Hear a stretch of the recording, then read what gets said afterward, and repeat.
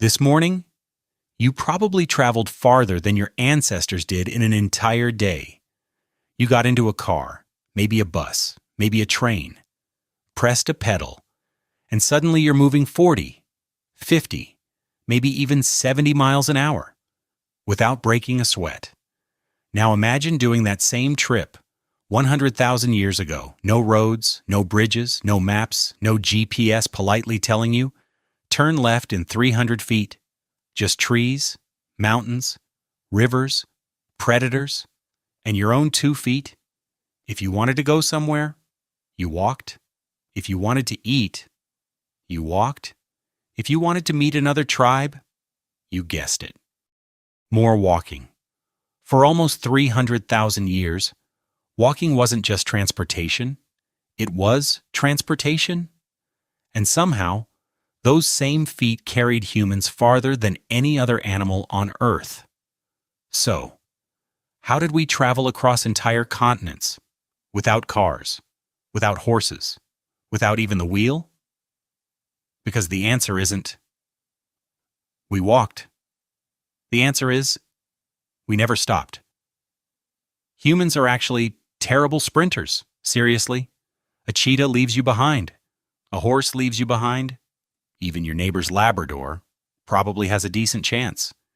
If evolution held a 100-meter race, humans wouldn't even make the podium.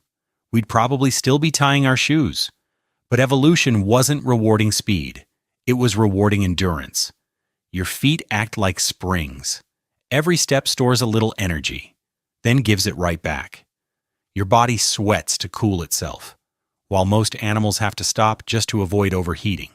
Little by little, step by step, your body was built for one thing, not winning the race, finishing it.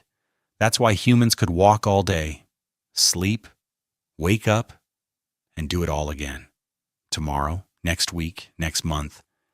Imagine trying to beat someone who simply refuses to quit. That's basically humanity's strategy. And it worked. In fact, it worked so well that one day, our ancestors looked toward a horizon they had never crossed before and kept walking anyway. That decision would eventually change the entire planet. Around 70,000 years ago, something incredible happened. Humans began leaving Africa, not because someone stood up and announced, "All right, everyone, we're going to Europe." No one had a map. No one even knew Europe existed. It happened one small step at a time. One family followed a herd, a little farther than usual. Their children grew up there, then explored a little farther. Their children did the same, generation after generation. Humanity slowly spilled across the planet. Nobody was trying to conquer the world. They were just looking for tomorrow's dinner. Imagine standing at the edge of a valley. You've never been there before. No one in your family has ever been there before. There could be fresh water, there could be herds of animals, or there could be a cave full of lions. The only way to find out was to keep walking. Every hill you climbed revealed another hill. Every river led to another river. Every mountain hid another horizon. To your ancestors, the world never seemed to end. It just kept getting bigger. And somehow, they kept going. Across scorching deserts, through thick forests, over freezing mountains, into places no human had ever seen.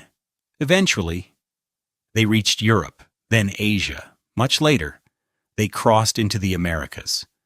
Not because someone knew another continent was waiting, because curiosity has always been one of humanity's greatest survival skills.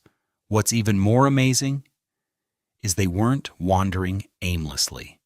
Archaeologists have found volcanic glass, hundreds of miles away from the volcanoes where it came from. Beautiful seashells, deep inland, far from any coastline. That tells us something important. People weren't just exploring, they were visiting other groups.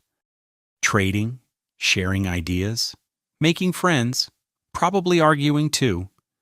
Humans had already built social networks long before anyone invented cities.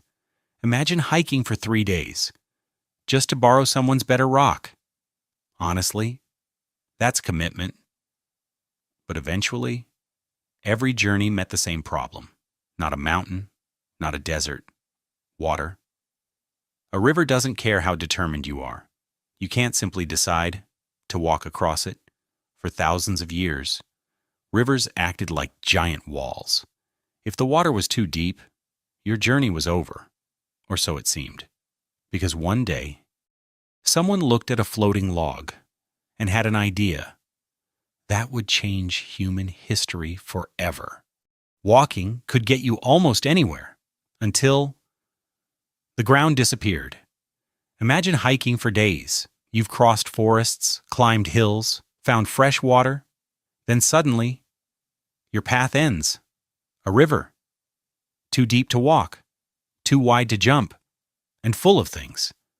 That would be very happy if you fell in. For hundreds of thousands of years, water was nature's road-closed sign. It stopped migrations, separated families, protected islands. If you couldn't cross, you turned around. Then one day, someone did something unbelievably risky. They grabbed onto a floating log and didn't drown. That might not sound like much, but think about it. Every boat, every ship, every submarine began with one simple discovery. Wait, this thing floats. Nobody invented boating overnight. It started with curiosity, then experimentation, then probably a few very embarrassing failures. I'm almost certain someone became history's first person to confidently announce, "Trust me, this will work." It probably didn't, but eventually, it did. And once humans realized, they didn't have to walk around rivers. They could go across them. The world suddenly became much bigger and much smaller at the same time. And then humans did something that sounds completely insane. Around 65,000 years ago, they reached Australia. Think about that for a second. You can't accidentally drift to Australia. There's too much open water. You can't even see it from where you start. Somebody built something that floated, loaded their family onto it, pushed away from the shore, and headed toward nothing. No map, no compass, no guarantee there was even land ahead. Just hope. And somehow, they were right. That's one of my favorite moments in human history, because it proves something remarkable. Long before humans understood what was beyond the horizon, they were willing to go find out. Curiosity was stronger than fear, but crossing rivers and even oceans created a brand new problem. You might be able to move yourself, but what about everything else? Food, tools, children, a freshly hunted animal weighing hundreds of pounds. Walking was easy. Carrying all of that? Not so much. And solving that problem would lead to one of the most overlooked inventions in human history. Moving yourself is easy. Moving dinner is a completely different story. Imagine you've just hunted a giant deer. Congratulations! There's only one problem. It weighs almost as much as you do. Now what? You can't eat it all before it spoils. You can't leave it behind. And carrying it for 20 miles? Good luck. After about 10 minutes, your back is already filing complaints. For most of human history, distance wasn't the problem. Weight was. Humans could walk incredible distances, but our arms had limits. So once again, our ancestors cheated. Instead of carrying heavy animals, they dragged them. Simple. Throw the meat onto an animal hide, grab one end, and pull. Was it elegant? Not even a little. Did it work? Absolutely. Sometimes the simplest solution is the smartest one. But dragging had one huge problem: friction. The ground was fighting you every single step. So eventually, someone looked at two long branches, tied them together, and accidentally invented something brilliant: the travois. Think of it as the world's first wheelbarrow, just without the wheel. One end stayed on the ground. The other end rested in your hands. Instead of carrying the full weight, the ground carried most of it. Suddenly, one person could move twice as much food, maybe even more. It's one of humanity's greatest inventions, and almost nobody has heard of it. Why? Because it was made from wood, leather, and rope. Those things don't survive for thousands of years. History forgot it, but humans didn't. Then came an even better idea. Why pull it yourself when somebody else can? Not another human, a dog. Around 15,000 years ago, wolves started hanging around human camps. At first, they probably wanted leftovers. Humans tolerated them because wolves bark at things, which is surprisingly useful when something with teeth is sneaking toward your camp. Over time, those wolves changed. Humans changed too. Eventually, they weren't wolves anymore. They were dogs. Humanity's first teammate. Dogs helped hunt, protected camp, and when winter covered the ground with snow, they pulled sleds loaded with supplies. Imagine inventing the world's cutest pickup truck. Not bad. For an animal that originally showed up looking for free food. But even dogs had limits. If humans wanted to travel farther, carry more, and move faster, they needed something bigger, much bigger. One animal would completely change the human story: the horse. For thousands of years, humans had accepted one simple rule. If you wanted to get somewhere, you walked. If you wanted to carry something, you carried it yourself. That was life.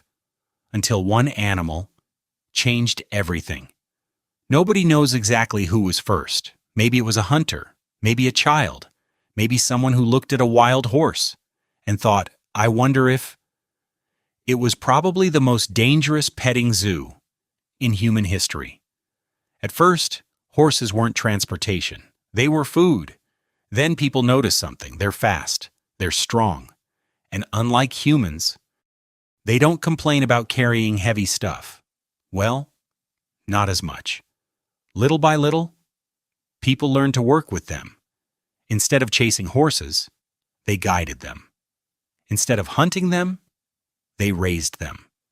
And once humans climbed onto a horse's back, the world changed overnight. For almost 300,000 years, the fastest a human could travel was walking speed, about 4 miles an hour. Now imagine waking up one morning and suddenly moving 7, 8, sometimes 10 times faster. Villages that once felt impossibly far away became a day's journey. Trade expanded. Ideas spread. Families stayed connected. The world felt smaller. But horses didn't just carry people. They carried stories, new inventions, different languages, new ways of farming. Every journey became easier, and every easier journey connected another piece of the world. Then came something strange. One of the most famous inventions in history arrived surprisingly late: the wheel. Here's a question. Which came first? The wheel or the boat? Most people would probably say the wheel. Makes sense. It's one of humanity's greatest inventions. Except it's wrong. Humans had already crossed rivers, sailed to distant islands, and even reached Australia. Tens of thousands of years before anyone invented the wheel. That's like figuring out how to fly.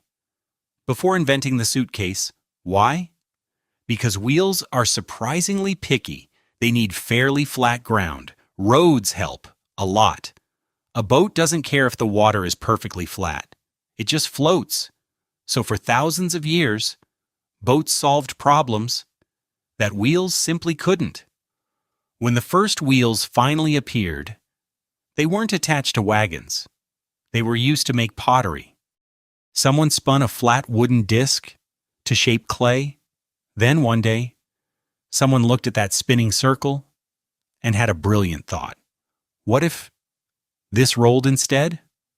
Sometimes history changes because somebody asked a really weird question.